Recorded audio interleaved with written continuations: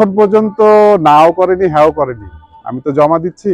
তবে আমি আপনাদেরকে আগেও বলেছি যে আমি সেন্ট্রালের নির্দেশের বাইরে যাব না। যদি জোটগতভাবে আমরা এই সিটটি পাই তাহলে তো অবশ্যই আমি নির্বাচন করব।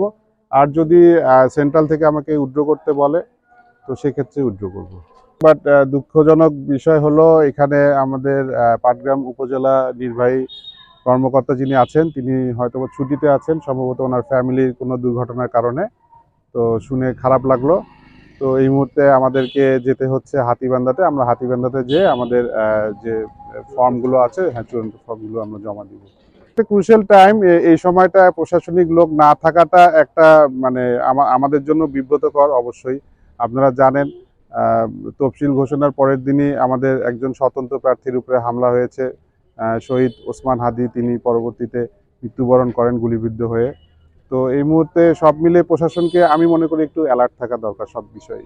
পর্যায়ে কিছুটা থ্রেড আছে, তারপরেও এখন পর্যন্ত যেটা আছে ওভারঅল ভালো আছে।